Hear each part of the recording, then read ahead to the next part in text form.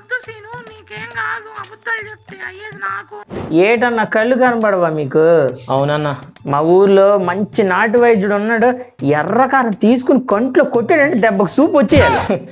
ఇలా నాటు వైద్యాలు ఘాటు వైద్యాలు చేస్తే కళ్ళు రావన్నా. పోనీ నాకు తెలిసిన ఒక మంచి బాబా ఉన్నాడు, చెప్పమంటారా? పిల్లాన్ని చంపేస్తారా? మీకు కళ్ళు కనబడవన్నా? ఎప్పటి నుంచో నా మనసులో బాధ ఉండిపోయిందన్న. ఎవరికి చెప్పుకోవాలో తెలియక ఇబ్బంది పడిపోయేవాడిని.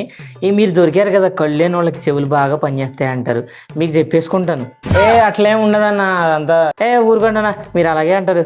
ఇది ఏంటంటే పాలకొల్లులో పద్మజ పెద్ద నిబ్బిది.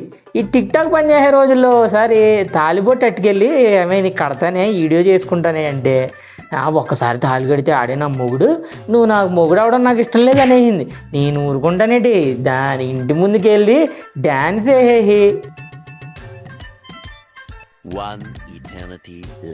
అదన్న సంగతే. అన్న అది మా ఇంటికి వెళ్ళడానికి 20 minutes పడుతుంది. మనమేమో గంట నుంచి రోడ్డు మీదే ఉన్నాం, ట్రాఫిక్ కూడా ఏం లేదు. ఏంటా అని. అదా నా స్టోరీ ఇంకా అవ్వలేదు కదన్నా, అందుకని సిటీ అవుట్స్కట్లోకి తీసుకొచ్చి అలా తిప్పుతా ఉన్నాను అంతే.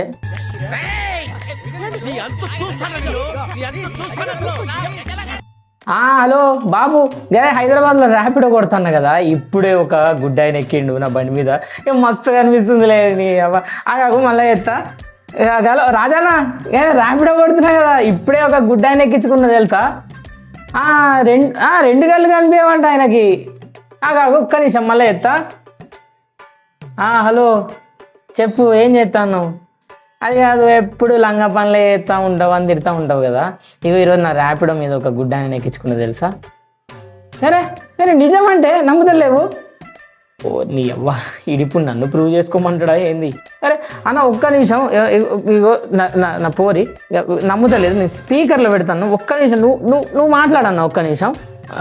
హలో సిస్టర్, ఇగో నువ్వు గుడ్డోని మాత్రం అబద్ధం చెప్పకు.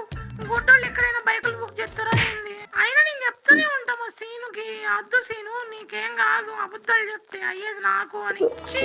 నాలుగు కళ్ళు రెండైనాయి, రెండు మనసులు ఒకటైనాయి.